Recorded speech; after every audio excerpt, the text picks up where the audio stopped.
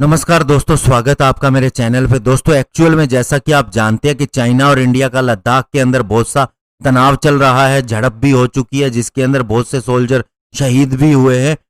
ऐसे में दोस्तों क्या आप जानते हैं कि चाइना का लद्दाख गेम प्लान क्या है और उसकी स्ट्रेटजी क्या रही है पिछले कुछ वर्षों के दौरान, और अन्य देशों के साथ भी आज इसी के ऊपर बात करेंगे। चलिए दोस्तों शुरू करते हैं।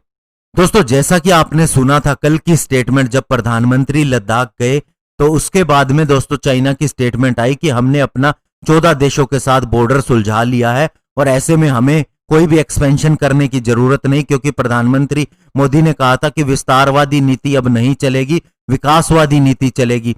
तो आपको बता दें 3 सेंट्रल एशियन कंट्रीज के बारे में, कजाकिस्तान, किर्गिस्तान और तजाकिस्तान, इन तीनों का बॉर्डर चाइना के साथ में लगता है और उनकी सेटलमेंट भी हो चुकी है। एक्चुअल में हुआ क्या दोस्तों, ये मुकाबला तो नहीं कर सकते थे चाइना का, तो ऐसे में चाइना ने इन्हें कुछ इंसेंटिव दिए, कुछ इनके ऊपर प्रेशर डाला, इस तरह से इस मामले को इस तरह से सोल्व किया कि चाइना का 1 इंच का भी नुकसान नहीं हुआ, जबकि उसने इनकी बहुत सी जमीन हड़प ली और बदले में उनको इस तरह से एहसास करवा दिया कि आपको कुछ मिला ही है। और उनके मन में ये था कि चलो उनका बहुत ज्यादा नुकसान नहीं हुआ और मामला सोल्व हो गया, इससे बड़ी बात और क्या हो सकती है।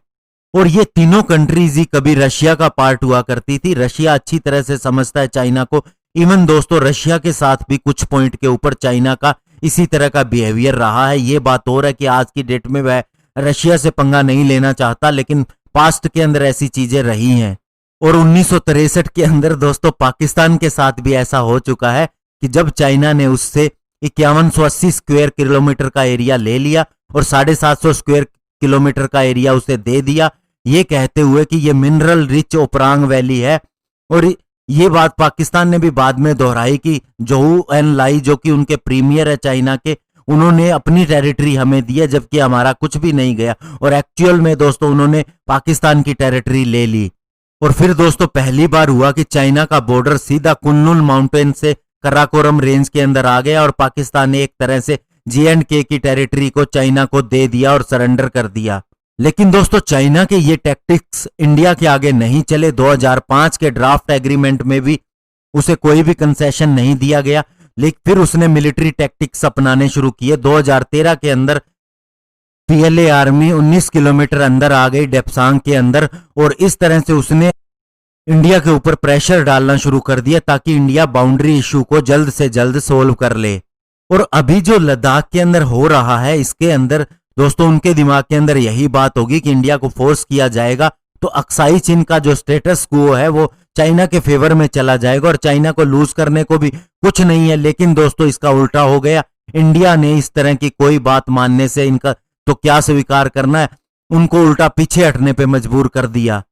और दोस्तों चाइना का मुख्य प्लान जो है वो ये है कि 38,000 स्क्वायर किलोमीटर का अक्साई चीन एरिया जो है उसके ऊपर इंडिया अपना क्लेम छोड़ दे, ताकि फिर वह फ्यूचर में जाके जो 90,000 स्क्वायर किलोमीटर अरुणाचल प्रदेश का है उसके ऊपर अपना फिर से टैक्टिक्स चलाना शुरू कर दे। हालांकि दोस्तों चाइना के साथ में जो अटल बिहारी वाजपेयी जी ने 2003 के अंदर जो ट्रीटी छोड़ी थी वही दोस्तों नरेंद्र मोदी जी ने शुरू की थी, लेकिन इसके बीच में बहुत सी चीजें आगे बढ़ी, बहुत से आपस में कोऑर्डिनेशन भी बढ़ा, लेकिन जो अभी चाइना ने कदम उठाया वो बिल्कुल गलत था।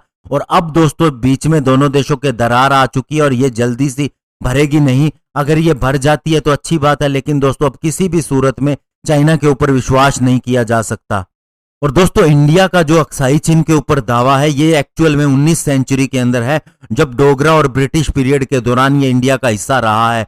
हालांकि अगर पास्ट में जाएं दोस्तों तो 1679-1684 के अंदर ये दोस्तों एक युद्ध हुआ था तिब्बतियन मंगोल फोर्सेस और लद्दाख के बीच में, जिसके अंदर दोस्तों बाद में औरंगजेब ने इंटरवेंशन किया और उधर से भूटान ने इंटरवेंशन किया और ये एरिया जो है तिब्बत चाइना के अंदर शामिल कर लिया गया था।